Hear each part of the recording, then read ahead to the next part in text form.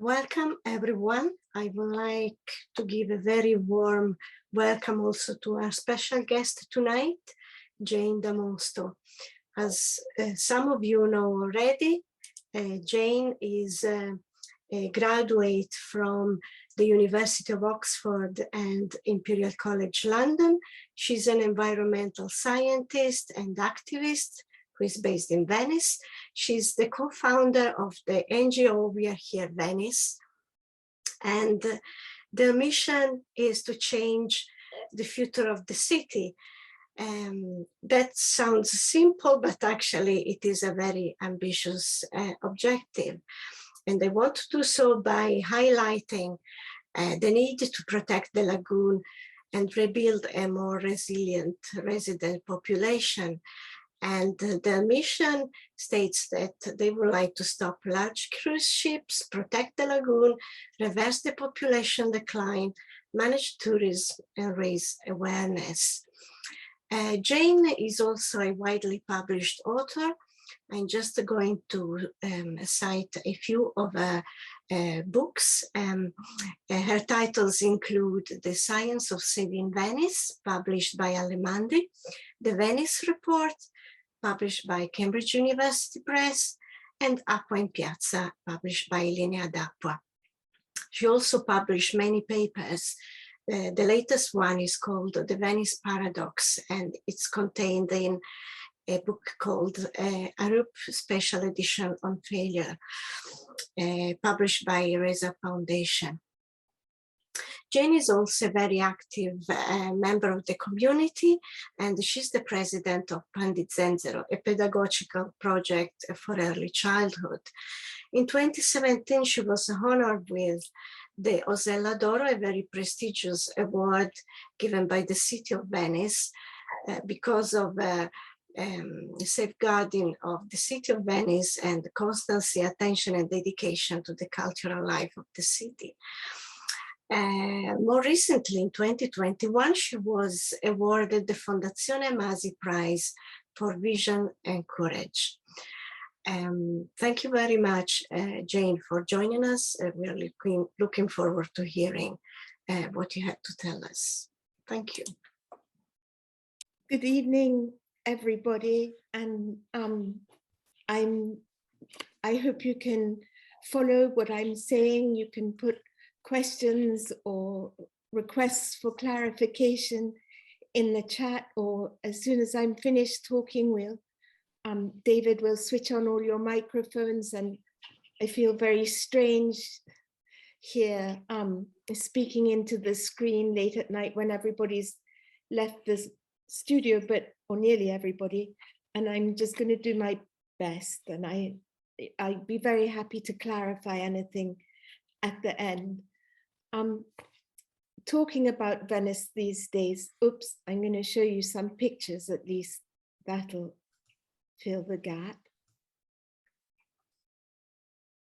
So talking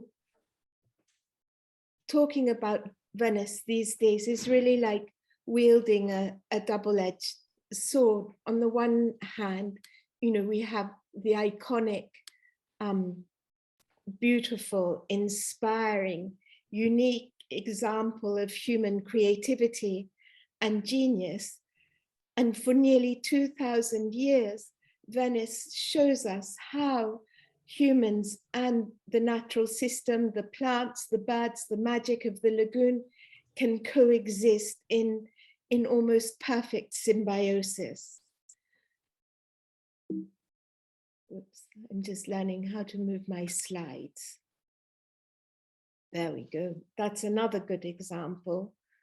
But we also have to think of the recent string of tragedies that almost seems like a crescendo of events. First, the cruise ship crash, followed by the flooding, followed by the pandemic that revealed just how advanced the emptying of the city is, because as soon as you take the tourists away, there's far too few people left living in Venice. And to add insult to injury, this is a photograph from the day before yesterday everybody was just like trying to live their lives. And suddenly it felt like the war in Ukraine had started right here in our own city, as the frecce tricolori, that are like the English red arrows, came to do, they flew lower than any plane has ever come to the city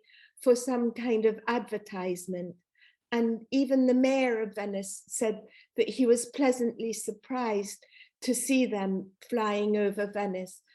It seems like nobody was worrying as much as the Venetians were, not only about, the chances of a terrible accident on top of all these, the precious city, but also we're in the middle of a terrible air pollution crisis. And the last thing we needed was extra smoke, ozone, kerosene, all those things. It was really upsetting. A film director called Andrea Segre wrote on his Facebook page, he said, this era we are living in is one that will be recounted in the history books as the era of the disappearance of a city, of a great and incredible city. Well, we hope Venice isn't going to disappear, and you can be sure that there's lots of people helping us to make sure that that doesn't happen. We have an enormous amount of media attention. It's true that they always want to talk about the most newsworthy events. So it's something drastic or dramatic that triggers the media interest, but it also helps us feel that somebody is listening, because at a local level, it often feels like nobody's listening. It helps to endorse our work. And it also makes a lot of sense, because Venice is at the other side of Venice, not the glory, the beauty, the inspiration of Venice, but the fact that Venice is here at water level, the fact that Venice has been submerged by mass tourism. All these issues are very relevant to everywhere in the world. And the prospects for Venice can only improve if they improve for everyone. Said another way around, we say Venice for the Venetians, Venice for the world. And by that we mean, when we talk about Venice, we mustn't forget that it's the challenges as a living city, a place where the majority of people belong to a resilient resident population with a diversity of productive activities, jobs, housing for all kinds of families, different professions, lifestyles, levels of income, and community services. And this is shows a picnic that we had in the Arsenale, which is it occupies almost 20% of the area of Venice, yet most of the time it's empty except when there's special events. But this really has the potential to be a new hub for productive artisanal activities. Of course, tourism is important, but it needs to be balanced. Here you can see that in 2019, the number of beds slept in by people who live in Venice fell below the number of beds that are occupied by visited by on a temporary basis, whether it be hotels, bed and breakfast, short let apartments and things like that. And that's not balanced to have the same number of residents as tourists in the city. The city needs to be cared for by the people who live here. Only we can know what's going on, how to make the right decisions about what to do. And we can also see what needs doing before it's too late. I tried to think what a good analogy would be. And I thought, what if somebody sent some industrial cleaners into my house one day? Of course, the carpets would be much better vacuumed, but they I wouldn't be able to find anything anywhere. They might knock over a table that I know has a shaky leg, but I fixed it. And you can't, cities need to be cared for by the residents, just like homes need to be looked after by the people who live in them. But when I say Venice for the Venetians, Venice for the world, I mean that we still need the world to help us. It's wonderful that you're all here logged in to listen to this talk, because we need energy, ideas, resources from all over the world to help overcome this lack of agency that the Venetian population has right now, that the numbers have fallen so low. That's what we are here, Venice is here to do. We're trying to develop constructive solutions, advocating evidence-based approaches to policy making. So I thought I'd quickly show you some of the people that work with me here. We operate in a range of different professional capacities and as an activist platform. Our activities are organized into 3 main areas: Venice and the lagoon, languages of value, exchange of knowledge. When I say Venice and the lagoon, it's about the environmental and physical challenges like water levels, restoration of the nature in the lagoon, and limiting the damage done by port activities. And I'll tell you more about that in a moment. The second area of work that I call languages of value, we have a whole collection of projects that interrogate what it is that makes Venice a living city. And our research and analysis are directed at making the invisible more visible, trying to interpret the trends and the changes. This is a look at the population of Venice that explains more what I meant when I said we're losing our agency. So this top line, this gray line, you can see my mouse, that's the total population of the municipality of Venice. The municipality of Venice includes the islands in the lagoon, the historic city where I am now, the Lido, some of you might have been to the beach over there, Murano, the glass-making Palestrina, where there's a lot of other activities. And it also includes the mainland area of the city, Mestre and Marghera, where there's factories, there's a whole nother city over there. But in 1926, when Mussolini was prime minister, he joined everything together as part of an urban development plan that he had back then. And the two realities have been stuck together ever since. But over time, what we can see is, this is the population of the mainland part of Venice, this brown line. And that's been steadily rising, especially since the end of the Second World War. The numbers jump here from 1931 to 51. And you can see here how the numbers on the mainland were rising up until recently, when, there's been the development of, suburbs of Mestre that are slightly outside the municipality. But this shows, this bright green line shows how the population of the lagoon part of the city is drastically falling.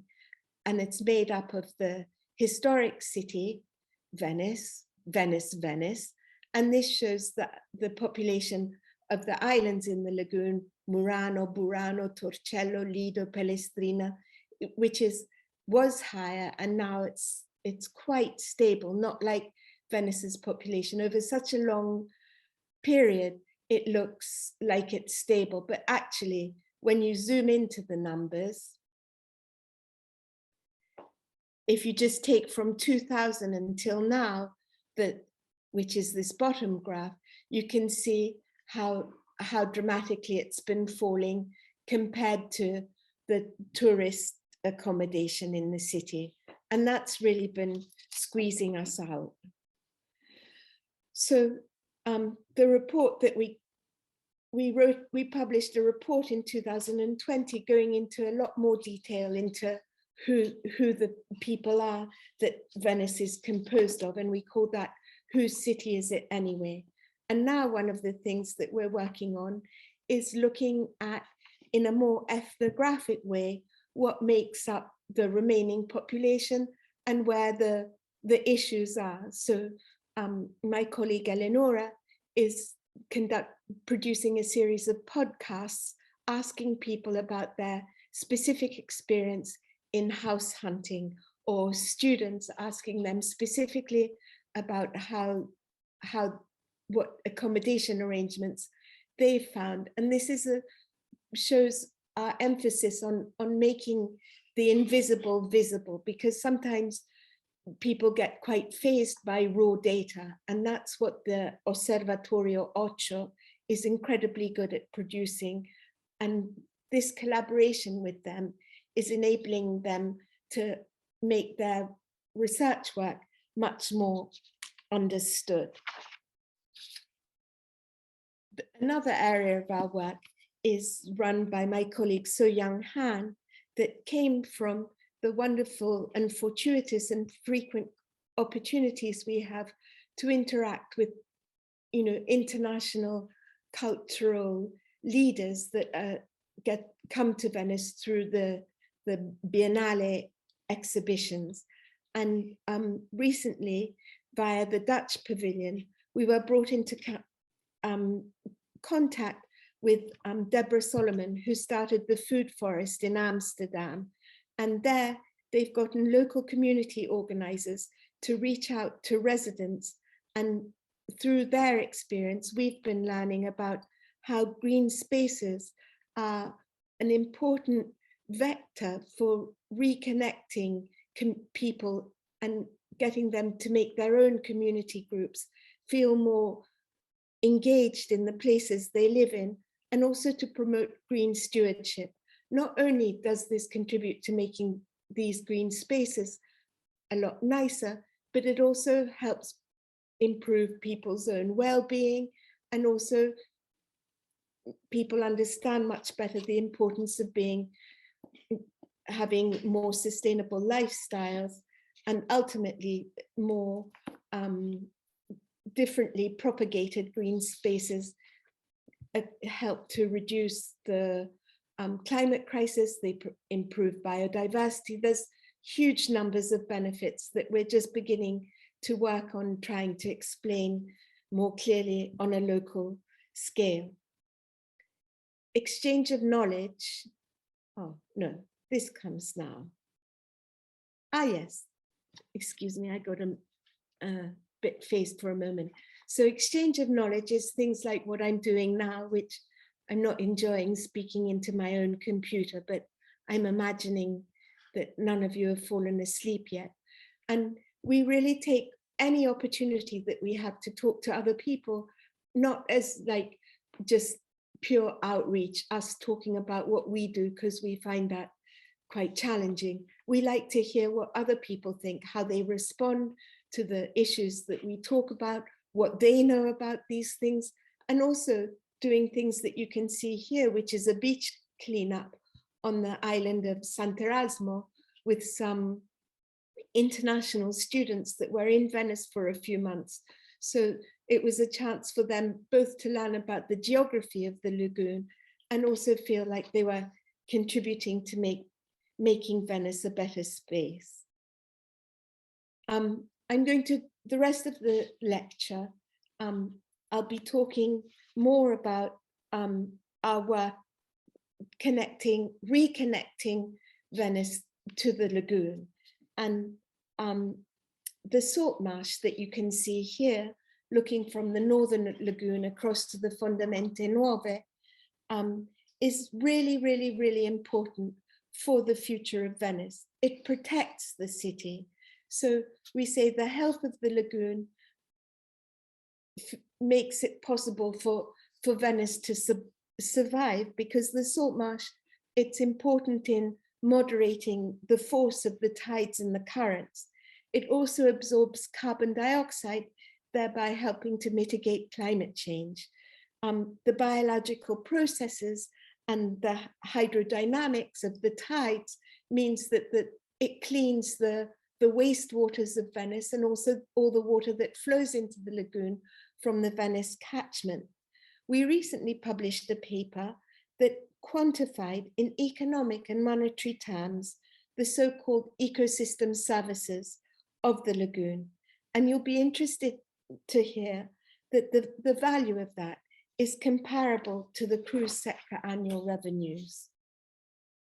Talking about cruise ships, I'd like to take a moment yet again to thank Vivienne Westwood, who many of you might have heard of as a fashion designer, because when she came to Venice in 2016 to do a fashion shoot, she was so horrified to see the cruise ships here. And she gave us our first sizable donation. And she said, you've got to get rid of those cruise ships by the next time I come. And she still hasn't been able to visit because the cruise ship problem hasn't been fully resolved. And I want to explain a bit better why we still see it as a problem. This is Venice here in the middle. And this is where the cruise ships used to come and where they're no longer coming. However, the big cruise ships now have to come through here. This is the middle inlet of the 3 inlets that separate the Venice lagoon from the sea.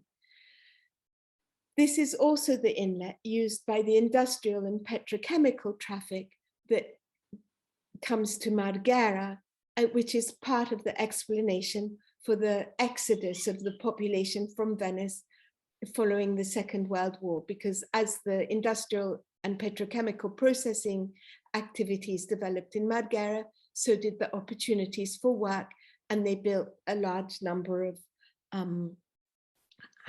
housing, apartments and houses in Marghera. It's actually a very attractive place to visit if you forget about what you might be walking on in terms of contaminated land and things. But the houses there have lovely gardens, lovely trees, things like that. Anyway, at the end of the 1960s, in order to facilitate the development of the industrial activities, they dredged a long straight channel across the lagoon, which is contrary to the kind of the hydrodynamics that are necessary for the lagoon system to be healthy, and to make it possible for bigger and bigger ships to come across the lagoon. Cruise ships will now be sharing the use of this channel with the industrial ships and container ships. The problem is that the container and commercial ships tend to be smaller than average and large cruise ships. And when the larger the ship, the bigger the erosion effect that it has on the surrounding lagoon. All the different shadings of gray and blue shows like represents from an adapted satellite image, the different depths of water. And it's really important for a lagoon to have this kind of diversity of substructure. So not only if the cruise ships come here and dock in Marghera, it's going to exacerbate the erosion that is already happening in the lagoon. There's also going to be, it's a lot longer to come this way round than it is to come just from here to here. The ships have to, some of them arrive from here, they have to come this extra distance and around. So that's additional time and fuel and pollution and mixing up of cruise companies' schedules. In Marghera, I've mentioned that it's contaminated, so it's not exactly a good place for people to be welcome to Venice when you're thinking about the cruise passengers.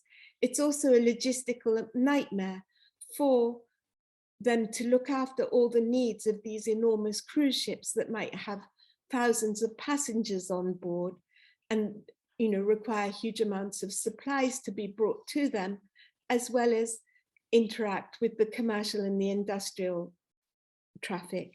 There's also the fact that in Monfalcone and Trieste, to the northeast of Venice and Ravenna in the south, to the south of Venice, they've been much quicker in equipping their ports to receive the cruise ships instead of that would have otherwise come to Venice. So the idea of adapting Marghera to take these cruise ships that have probably already found somewhere else to go near Venice seems wrong to us, especially at this moment as we come out of the pandemic, or at least I hope we're coming out of the pandemic, and there's all these extra resources to invest from national governments, from Europe, in what they call ecological transition. We certainly shouldn't be adapting industrial zone to take cruise ships, which I would like to say are becoming, we think that cruise ships need to tend towards either change dramatically or go obsolete, because according to another thing that we're working on, which is the global impacts of a database on the global impacts of the cruise industry, we found out that the problems of Venice aren't just Venice's problems. There's places all over the world that are suffering from the negative effects of large cruise ships and the overpowering way that the industry imposes itself on communities around the world.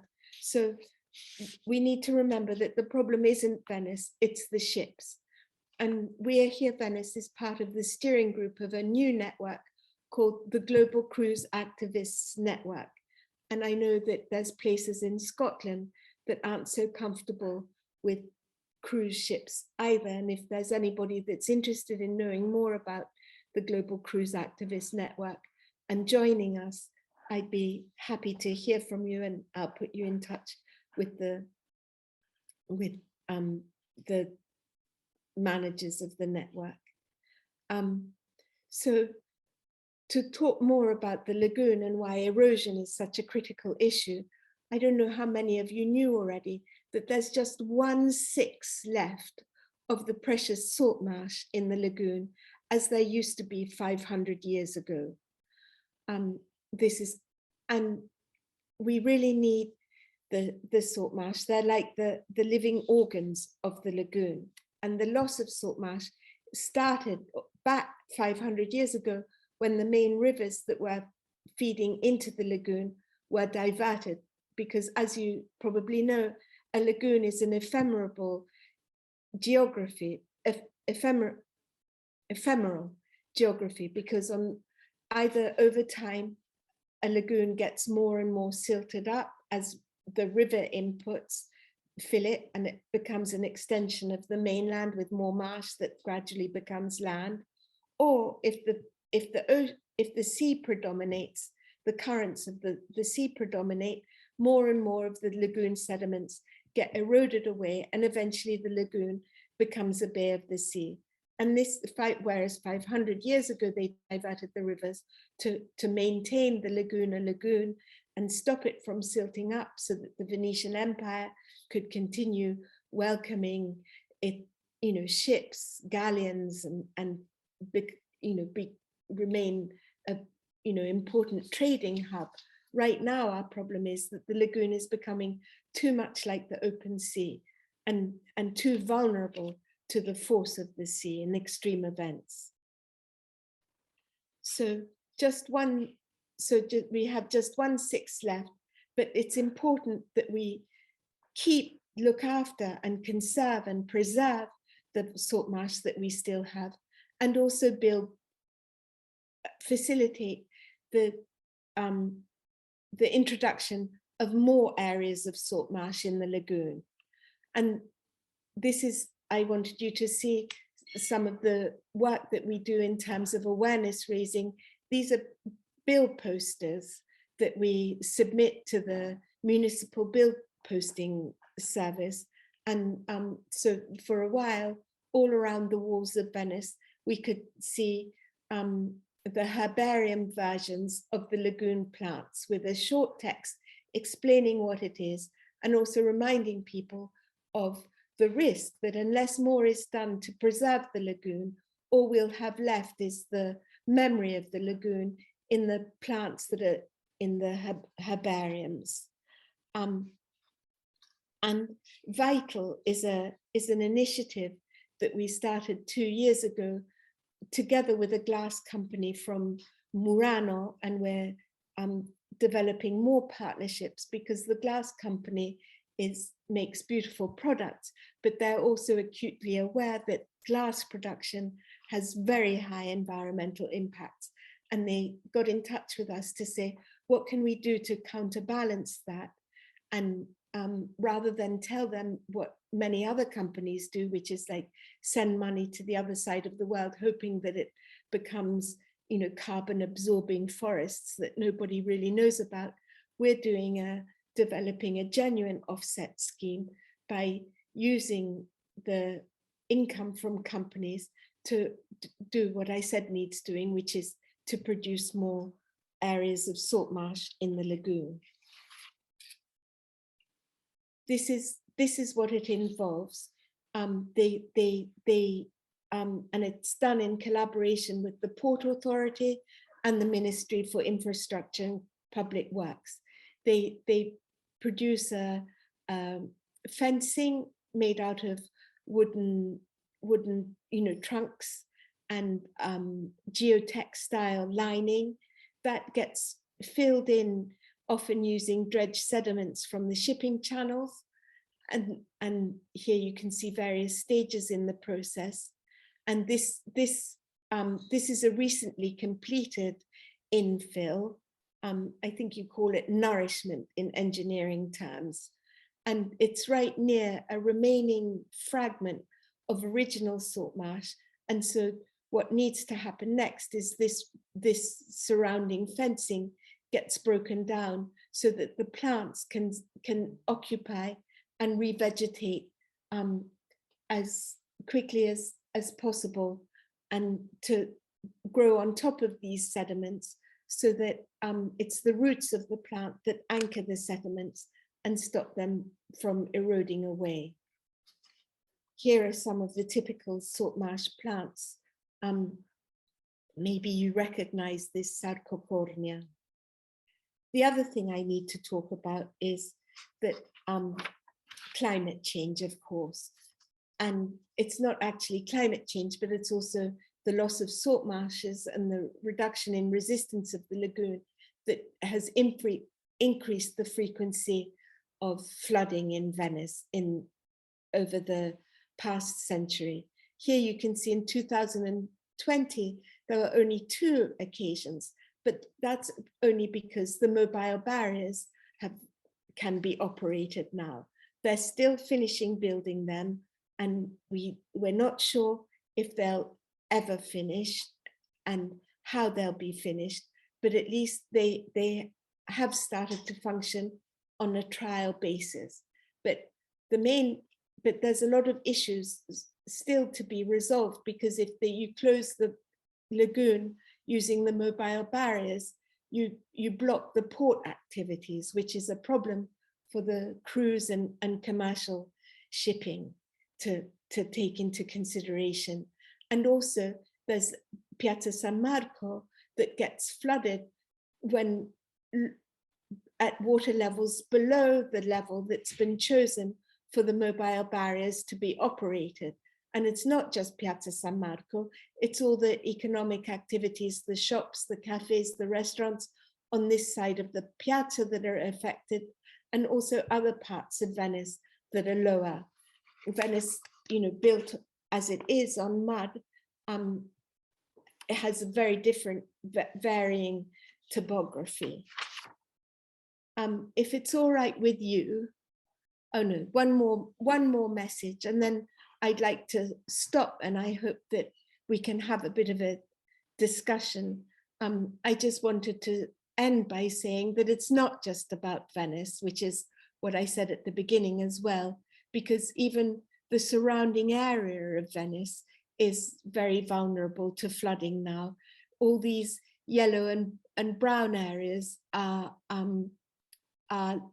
less than 2 meters relative to average sea level, and so extremely vulnerable too.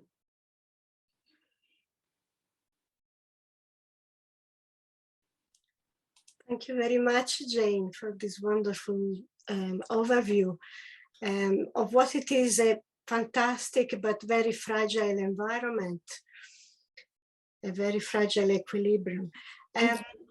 We can invite our audience to ask questions, so please feel free to unmute yourselves if you want to interact with Jane, or to write a question into the chat box and I will read it out. I can start myself perhaps, and I just wanted to ask, did you notice any positive change during the COVID period when there were less tourists in Venice?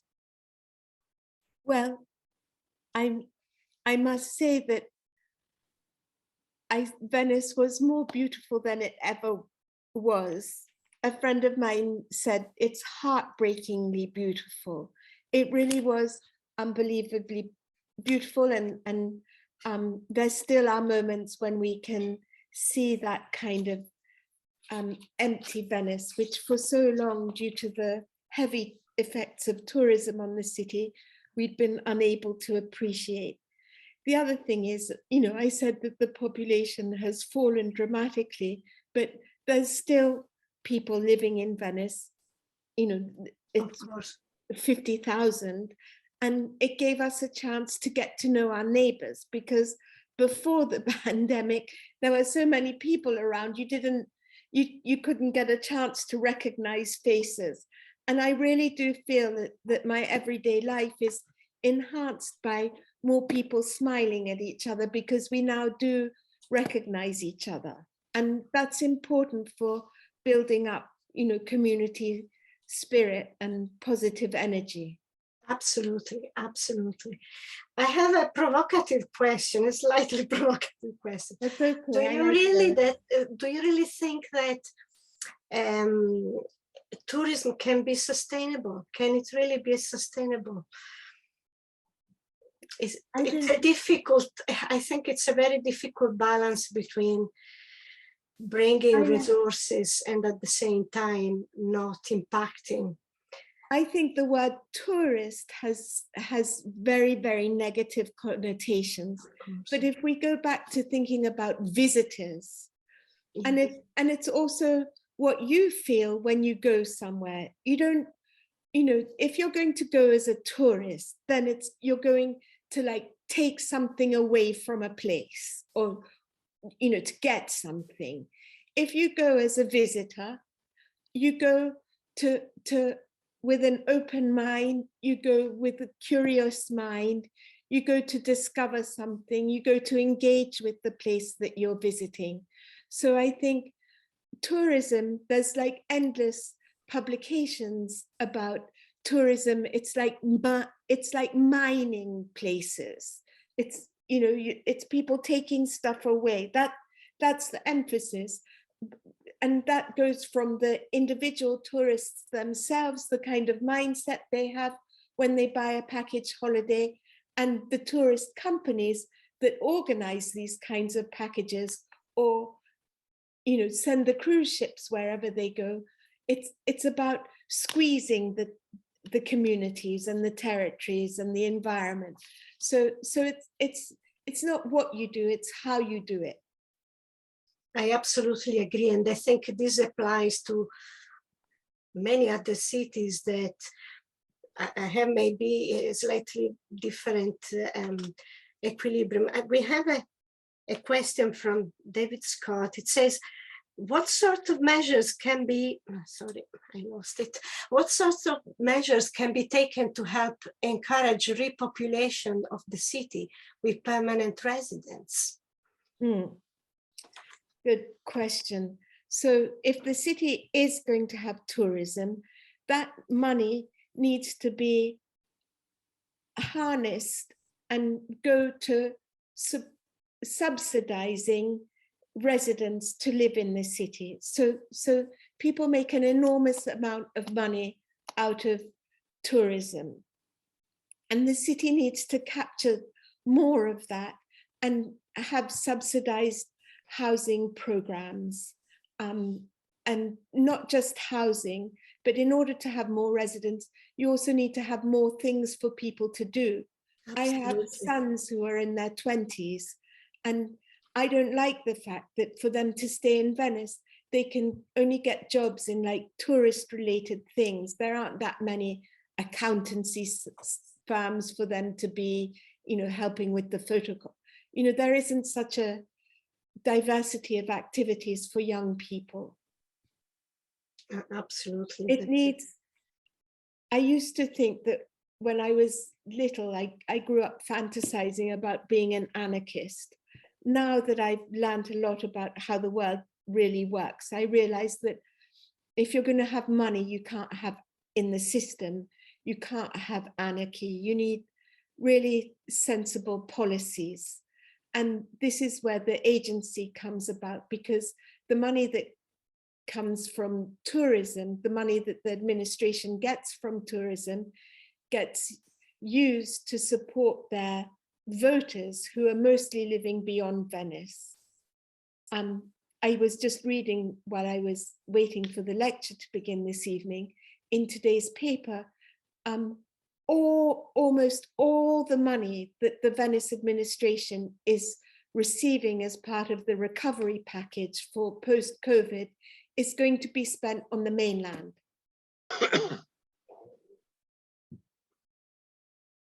Yes. There is someone else who is asking a question. Ken is asking, do you think that the recovery from the pandemic will give opportunities to redress the balance between visitors and residents? I hope so, but thinking of what I said before, unless there's strong policies to make that happen, it's not going to happen spontaneously. We need, concerted action to make that happen.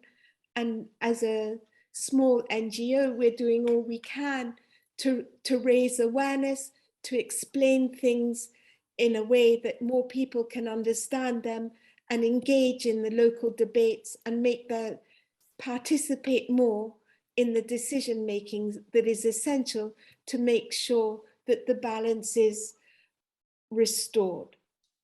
One nice thing that's happening with the recovery funds is that we get 90% rebate on redoing the plaster work on buildings. So a lot of people who live in Venice have been able to organize that kind of work. And there's also, you get 110% rebate if you make your home more energy efficient. And so, and I think to get access to those funds, you need to prove that you're a resident in some way. At least I hope that's how it works. Maybe Absolutely. It doesn't work like that, but there's a lot of investment in the urban fabric of Venice post-recovery to make it nicer, at least for the people who live here. Absolutely. Oh, yes, there is Tony who would like to ask a question. Yes, Tony. Buonasera. When you wrote the book in 2004, you made it extremely clear that an important part of the protection of Venice was the refurbishment of the salt marshes. So whilst you've shown us some limited examples of this, what happened? Why didn't this argument that you made be picked up by the municipality and more work be done? The restoration of the salt marsh isn't within the remit of the municipality. It's because the lagoon is administered by the Italian state. So they have to make the decisions. And as you can imagine, Rome is very far from Venice. And Rome in 2004 was very preoccupied with the construction of the mobile barriers. Mm. And that's what took all the money and all the attention. And they did do, it wasn't it was limited just because I showed you one slide. I couldn't talk all night about all the different areas in the lagoon where they have tried to rebuild salt marshes, but, and that's one of our main areas of work. We have we producing a database of all the salt marsh reconstruction that's been done over the since the end of the 1990s, and what the state of it is now. And what we've found is that there hasn't been enough attention to detail in the reconstruction of the salt marsh. Either it's been made, the quote, it's a topographical thing. The salt marsh is defined by its relationship to average water level. It needs to be in the intertidal zone. It needs to be periodically wet by the tide and periodically dried out. I understand that. And if you do it too low, the tide wets it too often and all the sediments erode away. And in a number of years, you have no salt marsh left, you just have mud flats. If you do it too high, you get a different kind of vegetation growing on that salt marsh. And you get more like island vegetation. You get small trees, you get bushes, you get a lot of grass. And that doesn't have the ecological functionality that the biodiversity of the marsh has. So what we're trying to do now, and it's not easy when you're working with institutions that are used to always doing things a certain way, and they think that their glorious history is enough to carry on doing things that way. We're trying to help them to understand that there might be a better way of doing things. Well, may I, a question? There was a lot of talk, it was in your book, and a lot of talk for about a decade after that book about pumping into the ground around the periphery of Venice to raise the island, incredibly, by 30 centimeters. So what happened to that? It's still there. Isn't it crazy that they've managed to spend billions badly on the mobile barrier project, and they never came out with it would cost €2 million to do the next stage of work to verify whether that idea is feasible. Oh, Really? Mm. €2 million.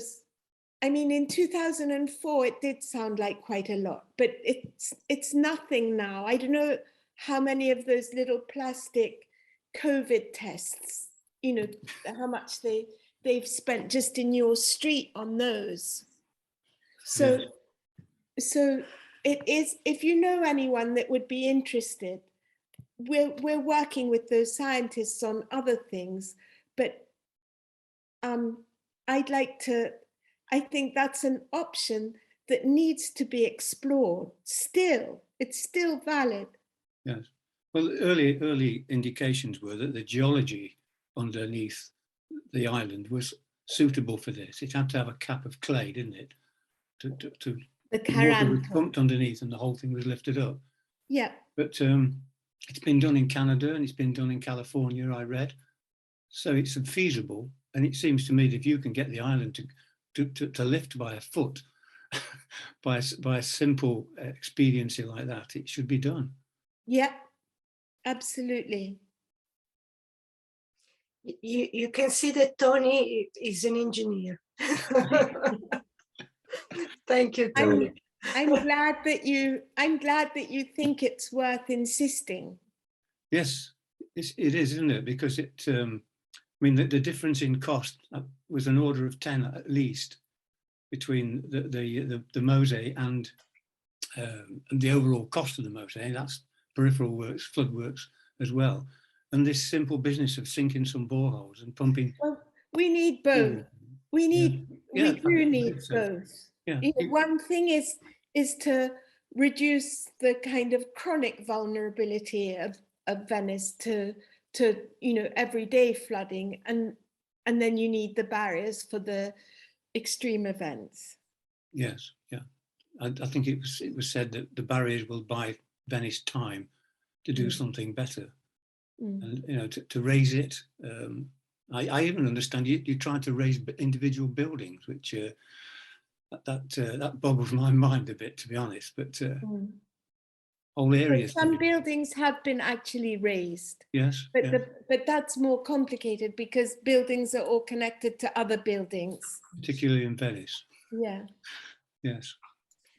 How difficult it is, Jane, to put together around the same table the different stakeholders and have a discussion on these topics? Well, that's one of the things we're always aiming and trying to do. And we, if they were going to all sit around the table, they'd have done it by now, unfortunately. I mean, obviously. No. So we try to be very diplomatic and use our existence as an excuse to get people to sit at the same table whenever we can. It has to.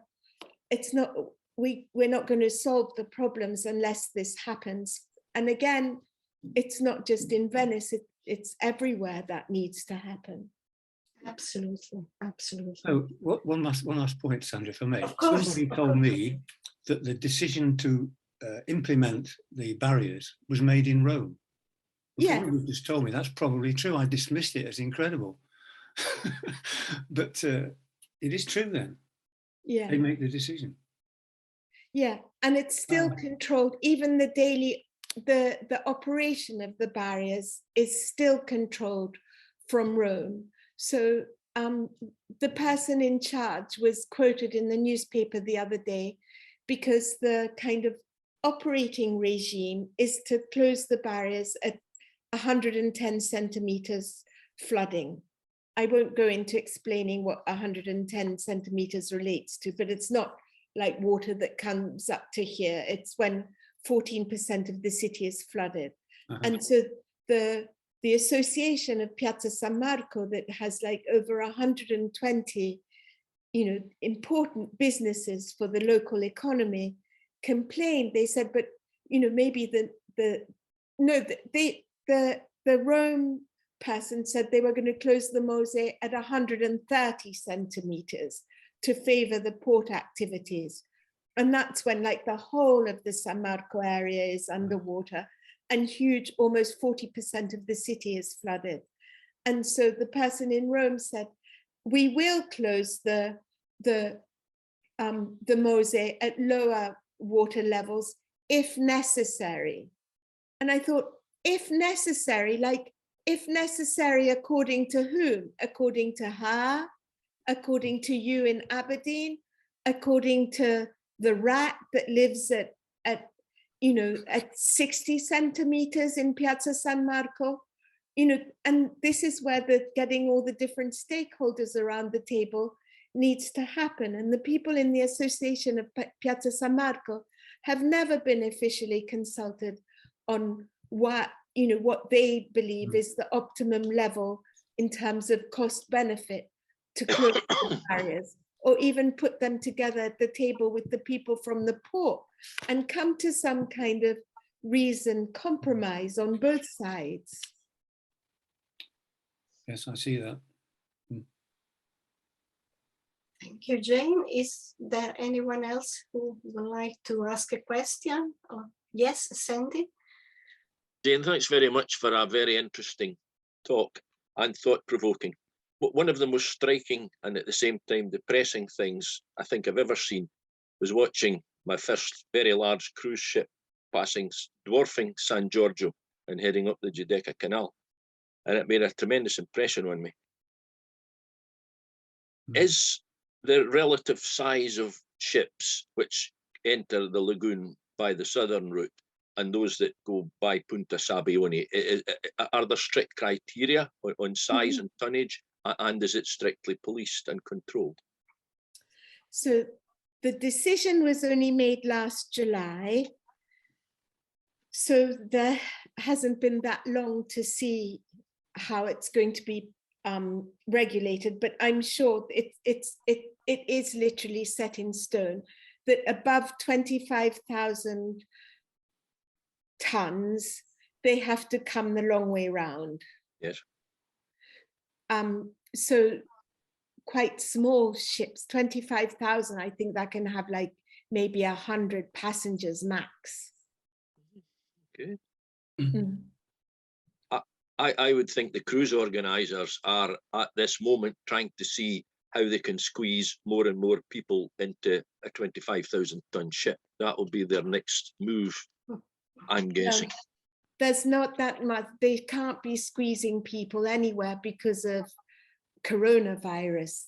I don't know if you've been reading the newspapers, but there's been huge outbreaks of coronavirus on cruise ships, and not just amongst the passengers, also amongst the crew.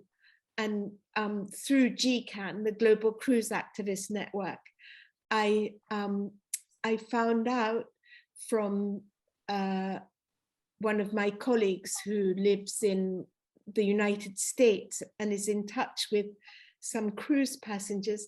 Can you believe that the crew is held prisoner on the ships? They're not allowed to go off, not even when there's port calls, because the ship managers think that that's a way of controlling how much coronavirus comes aboard the ship. So these people on a cruise ship where they, one of the stewards begged them to buy some aspirin or something, because they've taken away all the, simple medication that's available on the cruise ship shop, so that the crew always needs to go to the doctor on board so that they can have more testing for coronavirus. They're not even allowed to have their own aspirin. That's, there's really bad conditions of modern slavery that there were already bad conditions, and it's now getting a lot worse. But when COVID passes on, as it surely must, then there'll be opportunity to squeeze more people into less space on these ships. There'll be less erosion, but there'll be more overpopulation of the city again, presumably. We'll see. Well, let's hope this is not the case. Let's hope that. Vediamo che arriva. Vediamo. Vediamo. Thank you, Sandy. Thank you. Is there anyone else? Yes, Jane, it's David. I've got a question, possibly more than one question, I think. One of the pleasures when we come to Venice is the wonderful seafood. But can you tell us a little bit about how the fishing industry has been impacted by the marine traffic and also by the construction of the Mosaic? It must have altered the fishing industry substantially. And how can we be confident in the health of the seafood that's coming out of the lagoon now? The health of the seafood is fine, but the species that you find in the lagoon are changing, because on the one hand, as the lagoon system is more marine, it shifts more and more towards a marine type of environment. So it favors different species rather than some of the typical lagoon species that are disappearing. And also the ships bring, ships sail all around the world and different species get attached to the hulls of the ship. And so invasive species are coming into the lagoon and making life difficult for the native species in the lagoon. So that's one of the problems. The operation of the Mosaic is another problem, because since its early days, they've only just begun using the system. They haven't quite ironed out all the communication issues. And it's already happened 3 times that the fishermen from Chioggia got stuck out at sea, and luckily the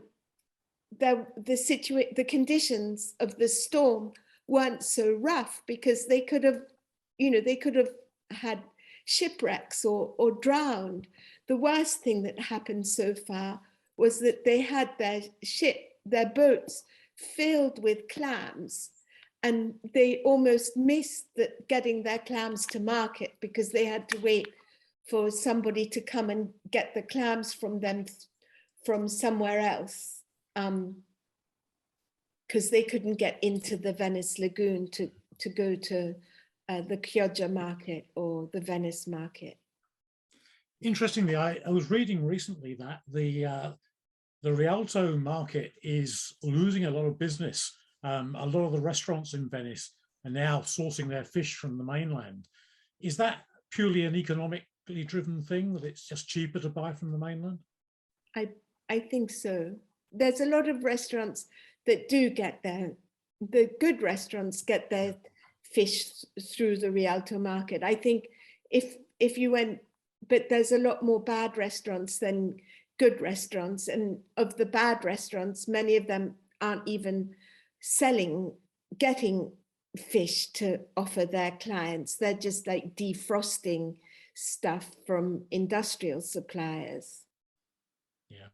Yeah, but the good restaurants are doing a lot to keep the market going. And there's a group of 12 good restaurants that now are supporting a farmer on the island of Sant'Erasmo to produce fresh vegetables.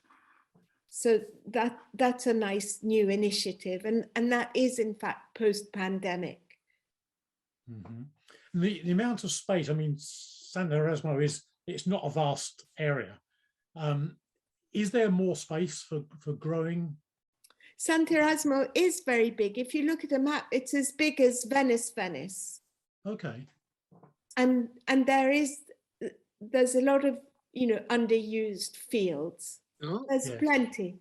There's also the potential, what I'd like to find out more about is the things that you can eat from the lagoon. Obviously, with just 1/6 of the salt marsh surviving, we don't want people to start, harvesting large quantities of samphire and things like that. But as the area of salt marsh increases in the lagoon, one of the ways of justifying it and improving the economic viability of extra salt marsh could be in finding some kind of, comestible, edible applications for the things that grow on the salt marsh. And there are some small collectives that are experimenting, and there's some delicious things that you can eat from the lagoon.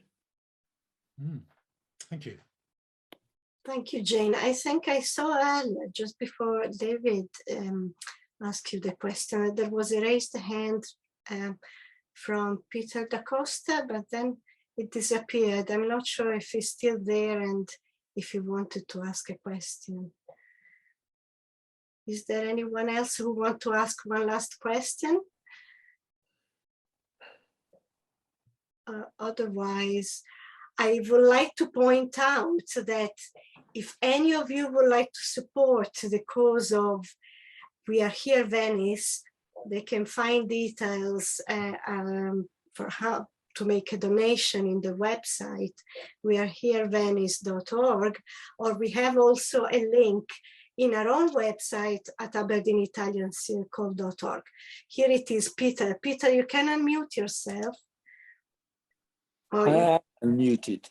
Yes, here you are. Yes, please. I wanted to say about 40 years ago when I was in Venice on a day trip, by about lunchtime, we were feeding the pigeons and listening to the talk. And in the afternoon, when we came back, the square was flooded and we were walking on benches. So I want to say, of course, it's now improved with barriers and things. That was all I had to say. Thank you. Thank you, Peter. So as I was saying, please have a look at their website or our website, aberdeenitaliancircle.org/program in the poster page of this evening talks for details on how to make a donation in support of We Are Here Venice. In thanking Jane for a very wonderful presentation and the discussion. I would also like to highlight our next event, which will take place online again.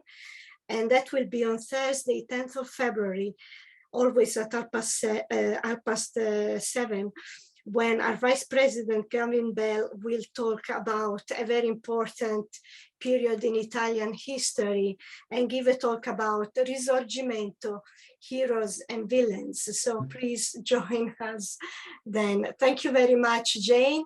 Thank you, David. Thank you, everyone, for joining us tonight. Thank you for Thank you very inviting much. me again. Thank you. Goodbye.